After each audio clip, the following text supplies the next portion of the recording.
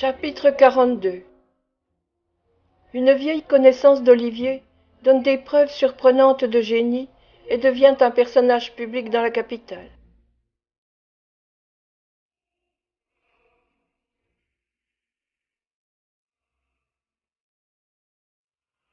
Le soir même où, obéissant à la voix de son cœur, Nancy, après avoir endormi Saïx, se rendait chez Rose Miley, deux personnes s'avançaient vers Londres par la grande route du Nord. La suite de notre histoire exige que nous leur accordions quelque attention. C'était un homme et une femme, ou plutôt le mâle et la femelle, car le premier était un de ces êtres longs et flanqués, maigres et osseux, auxquels il est difficile de donner un âge. Quand ils sont enfants, on les prendrait pour des hommes faits, qui n'ont pas pu prendre leur croissance, et quand ils sont hommes, on dirait des enfants un peu grands pour leur âge. La femme était jeune, mais solide et robuste, à en juger par l'énorme paquet attaché sur son dos. Son compagnon n'en avait pas si lourd à porter. Son bagage consistait en un petit paquet enveloppé dans un mauvais mouchoir et suspendu sur son épaule au bout d'un bâton.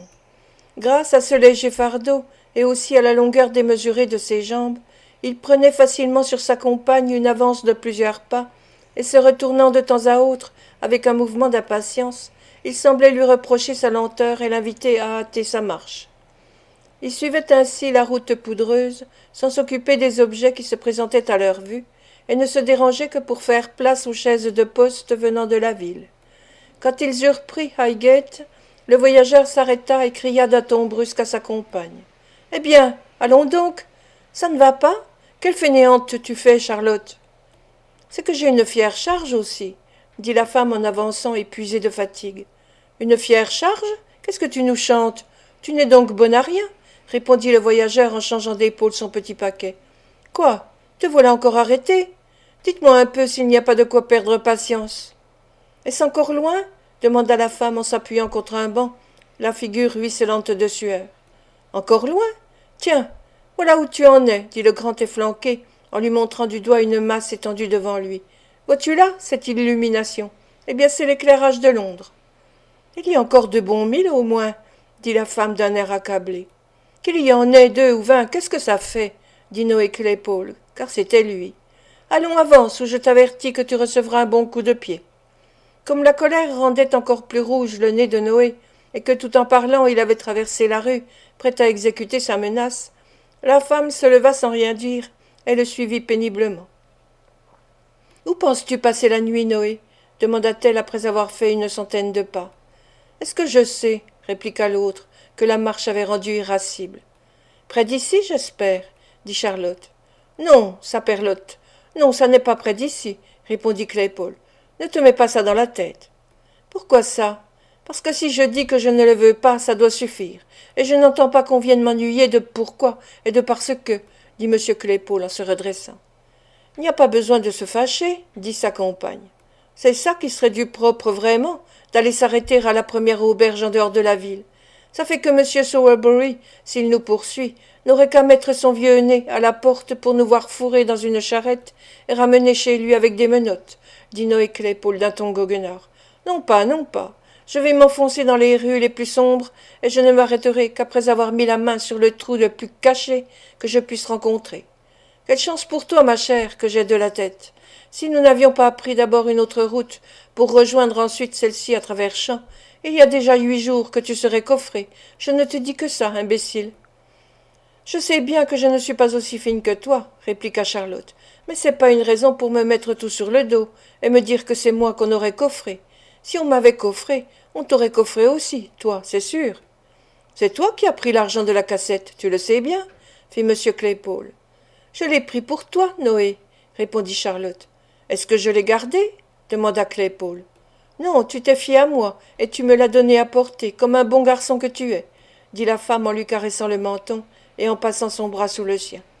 Claypole, en effet, avait laissé l'argent à Charlotte, mais comme il n'avait pas l'habitude de se fier follement et à l'aveuglette en qui que ce fût, il faut ajouter, pour lui rendre justice, qu'en confiant cet argent à Charlotte, il avait eu un but.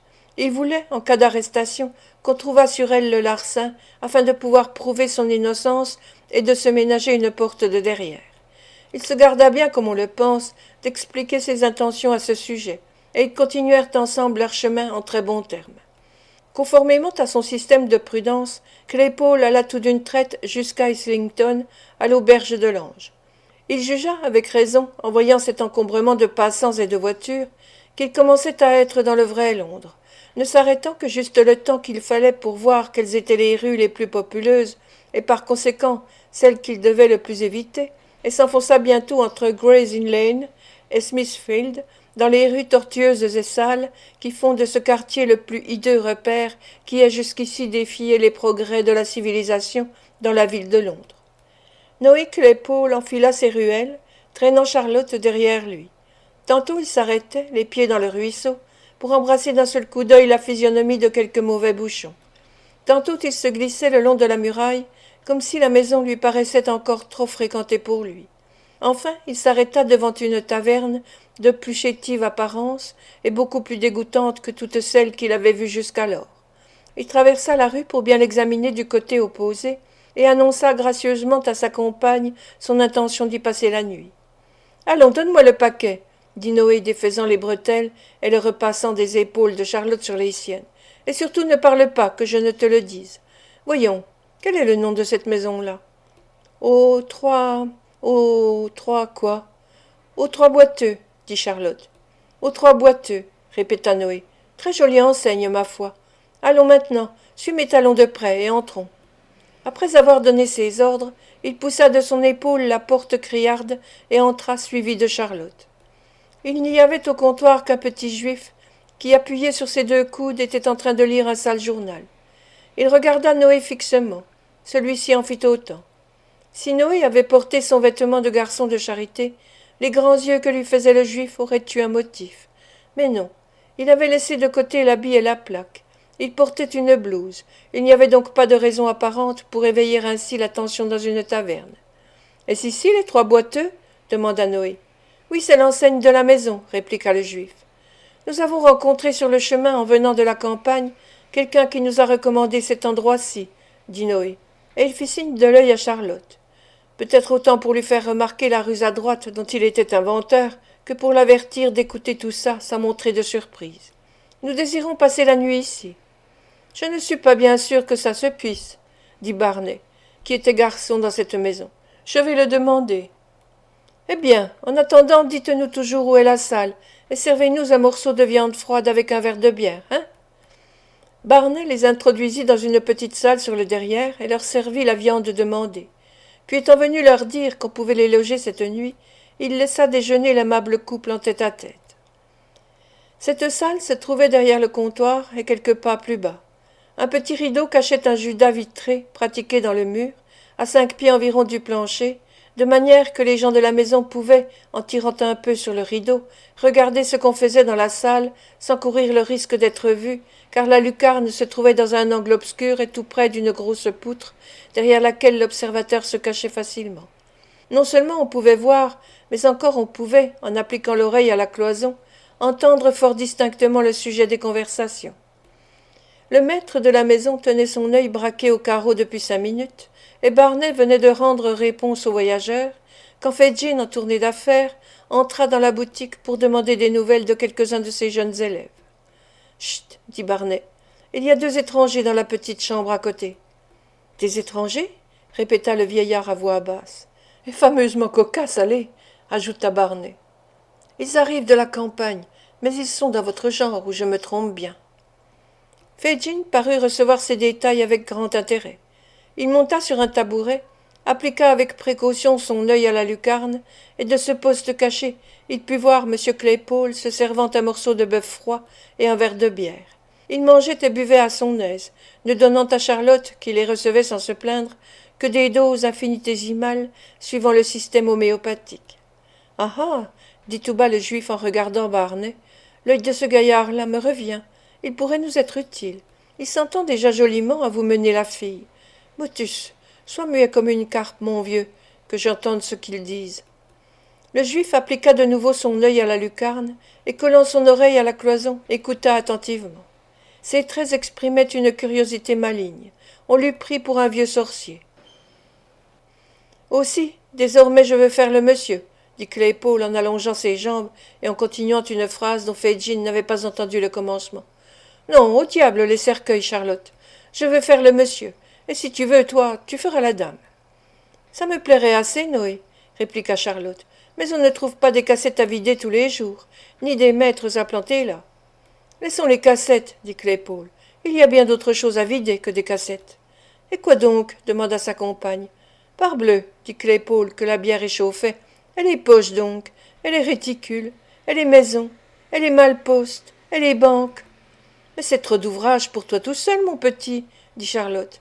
Ah, je verrai bien à faire connaissance avec les amateurs, répliqua Noé. Ils sauront bien nous employer de façon ou d'autre. À toi seul tu vaux 50 femmes. Je n'ai jamais vu une créature plus maligne et plus rusée que toi quand je te laisse faire. Oh, que c'est gentil de t'entendre parler comme ça, s'écria Charlotte en déposant un baiser sur la laide figure de son compagnon. Allons, ça suffit. Sois pas trop tendre, de peur de me fâcher, dit Noé en se dégageant de son étreinte avec dignité.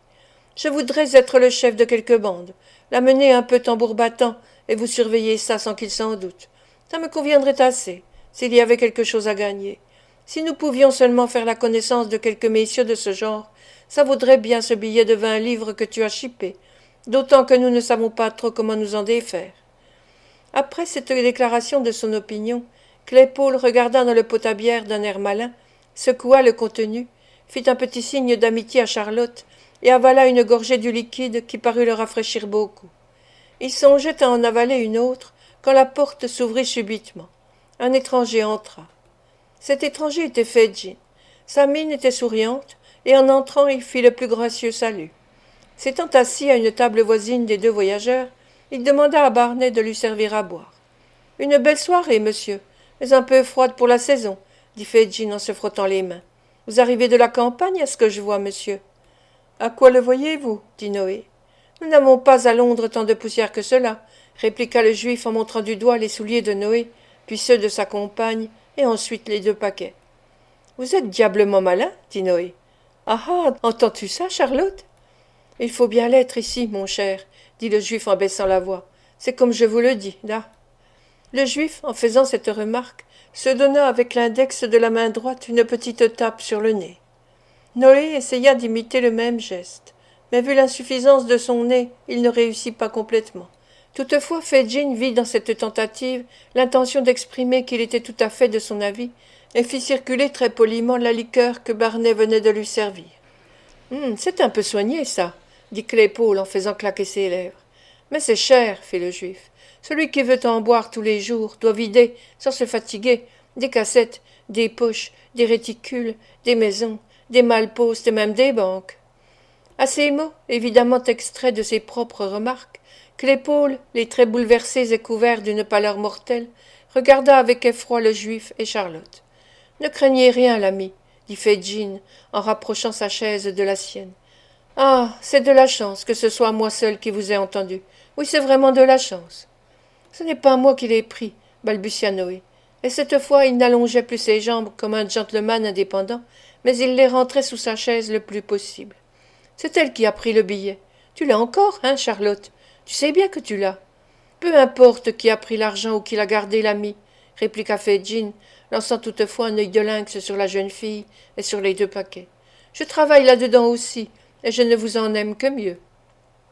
Vous travaillez dans quoi? Demanda Claypole qui reprenait un peu d'assurance. Je travaille dans ce genre d'affaires, et les gens de la maison aussi, dit Fagin. Vous avez mis le doigt sur ce qu'il vous fallait, et vous êtes ici aussi en sûreté que possible. Il n'y a pas d'endroit plus sûr à Londres que les 3 boiteux, surtout quand je prends mes mesures pour ça. Vous me revenez, vous et la jeune personne. Aussi vous n'avez rien à craindre. C'est entendu, soyez sans inquiétude. Si l'esprit de Claypole fut plus à l'aise après ces paroles, son corps ne le fut certainement pas. Le pauvre garçon se tournait, se retournait, prenait les positions les plus étranges, et regardait tout le temps son nouvel ami d'un air de défiance et de crainte. J'ajouterai de plus, dit le juif après avoir rassuré Charlotte, en lui faisant de petits signes d'amitié et d'encouragement, que j'ai un ami qui pourra, je pense, satisfaire votre désir et vous lancer dans le bon chemin. Vous choisirez naturellement le genre qui vous ira le mieux pour commencer, et mon ami vous mettra au courant des autres. On dirait que vous parlez sérieusement, fit Noé. Pourquoi plaisanterais-je? Dit le juif en haussant les épaules. Allons, venez un moment dehors, que je vous parle en particulier. Ce n'est pas la peine de nous déranger, dit Noé en allongeant tout doucement ses jambes. Pendant que nous causerons, elle portera les paquets là-haut. Charlotte, occupe-toi de ces paquets. Cet ordre, donné avec la plus grande dignité, fut exécuté sans le moindre murmure, et Charlotte emporta, comme elle put, les paquets pendant que Noé tenait la porte ouverte et la regardait s'éloigner. Je l'ai pas mal formé comme ça. Qu'en dites-vous, monsieur demanda-t-il en reprenant sa place du ton d'un homme qui a apprivoisé quelques bêtes sauvages. C'est parfait, dit Fagin en lui donnant un petit coup sur l'épaule. Vous êtes un génie, mon cher. Sans ça, je ne serais pas ici, dit Noé. Mais voyons, si nous perdons notre temps, elle va revenir. Eh bien, dit le juif, qu'en pensez-vous? Si mon ami vous plaît, pourriez-vous mieux faire que de vous associer à lui? Sa partie est-elle bonne? Voilà le point important, dit Noé en clignant de l'œil. C'est tout à fait le haut de l'échelle. Il a des associés nombreux et occupe des employés extrêmement distingués dans le genre. Des employés citadins demanda Claypole. Pas un seul campagnard, et je ne pense pas que même sur ma recommandation, il consentît à vous prendre s'il ne manquait de collaborateurs pour l'instant, répondit le juif. Faudra-t-il débourser dit Noé en frappant sur son gousset. Cela ne se peut guère autrement, répliqua Fagin d'un ton bref. C'est que 20 livres sterling, c'est une somme. Pas quand c'est un billet dont vous ne pourriez vous défaire, reprit Fagin. Le numéro et la date sont pris, je suppose. Le paiement aura été arrêté à la banque. Ah, il n'en donnera pas grand-chose. Il faudra qu'il le passe à l'étranger, car il n'en tirerait pas pour la peine sur la place. Quand pourrais-je le voir demanda Noé d'un ton irrésolu. Demain matin, dit le juif. Où? Ici. Fit Noé. Quels sont les gages? Vie de gentleman, la table et le logement, le tabac et l'eau-de-vie, sans frais, moitié de vos gains et moitié de ceux de la jeune fille, répondit Fagin. Il est douteux que Noé Claypole, dont la rapacité n'était pas petite, eût accédé à ces offres, quelque avantageuses qu'elles fussent, s'il avait été tout à fait libre. Mais il réfléchit que s'il refusait, son nouvel ami pourrait fort bien le dénoncer à la justice sur-le-champ. Des choses plus surprenantes s'étaient déjà vues. Aussi ses traits se détendirent-ils peu à peu, et il dit au juif que l'affaire lui convenait. Mais voyez-vous, ajouta-t-il, comme Charlotte abattra de la besogne, j'aimerais assez à en avoir personnellement une un peu facile. Un petit travail de fantaisie, dit Fagin. Oui, quelque chose comme ça, répliqua Noé. Qu'est-ce que vous croyez qui pourrait me convenir pour le moment? Voyons, quelque chose qui ne soit pas trop fatigant ni trop dangereux. Voilà ce qu'il me faudrait. Je vous ai entendu dire que vous espionneriez bien les autres, hein dit le juif. Mon ami a besoin d'un homme habile dans cette partie-là. Oui, j'ai parlé de cela, et ça me serait égal de temps en temps, répondit Claypole avec hésitation. Mais ça ne rapporterait rien, ça. C'est vrai, dit le juif en réfléchissant, ou en feignant de réfléchir. Ça ne rapporte rien. Que pourrais-je faire alors dit Noé le regardant avec inquiétude. Des petits coups en dessous, où la besogne serait assurée, et où on serait à peu près aussi tranquille que chez soi. Que dites-vous des vieilles dames demanda le juif. Il y a à gagner avec elles. On leur arrache leurs sacs et leurs petits paquets, on tourne le coin de la rue et on file. Oui, mais ça crie joliment, et ça vous égratigne, j'en ai peur, répliqua Noé, en secouant la tête. Il me semble que ça ne me conviendrait pas encore. Est-ce qu'il n'y aurait pas autre chose à faire? Attendez, dit le juif, en posant sa main sur le genou de Noé. Il y a encore les crapauds. Qu'est-ce que c'est que ça demanda Claypole. Les crapauds, mon ami, dit le juif, c'est les petits enfants qui vont faire les commissions de leur mère qui leur donne pour ça un shilling ou un sixpence. Et l'affaire, c'est de leur enlever l'argent. Ils le tiennent toujours à la main. On les fait tomber dans le ruisseau et on s'en va tranquillement, comme s'il ne s'agissait que d'un enfant qui s'est fait mal en tombant. Ah ah cria Claypole, en levant ses jambes en l'air pour témoigner sa jubilation. Dieu de Dieu, voilà justement mon affaire. Certainement, voilà votre affaire. Tenez, un endroit où on peut faire son beurre, c'est à Camden Town, à Battlebridge, et dans ces environs-là. Les enfants sont toujours en commission par là, et vous pourrez enflanquer dans le ruisseau tant que vous voudrez. Et là-dessus, Fagin donna un beau coup de poing à Claypole, et ils se mirent à rire tous les deux de bon cœur. Eh bien, ça va, dit Noé un peu calmé quand Charlotte fut rentrée. À quelle heure demain? À 10 heures, cela vous convient-il? Et comme Claypole faisait un signe de tête affirmatif, le juif ajouta. Qui annoncerai-je à mon ami? Monsieur Bolter, répliqua Noé, qui s'était attendu à cette question. Monsieur Maurice Bolter. Voici madame Bolter. Madame Boulter, votre humble serviteur, dit Fedjin, en lui faisant un salut grotesque. J'espère avoir l'honneur de vous connaître mieux avant peu. Entends-tu ce que dit monsieur, Charlotte dit Claypole d'une voix vibrante. Oui, mon cher Noé, reprit madame Boulter, en lui tendant la main. Elle m'appelle Noé, voyez-vous, c'est un mot d'amitié, dit M. Maurice Boulter, si devant Claypole, en se tournant vers le juif. Vous comprenez la chose? Oh oui, je comprends. Parfaitement, répondit Fedjin. Et cette fois il disait vrai. Bonsoir, bonsoir. Lorsqu'ils eurent échangé une foule de bonsoirs et de compliments, M. Fedjin s'en alla. Noé Claypole, réclamant l'attention de sa femme, lui expliqua les arrangements qu'il avait pris d'un air de hauteur et de supériorité qui convenait non seulement au sexe fort, mais encore au gentleman fier du rôle important que lui attribuait sa nouvelle dignité, en lui donnant pour fonction spéciale de flanquer les crapauds par terre dans la ville de Londres et la banlieue.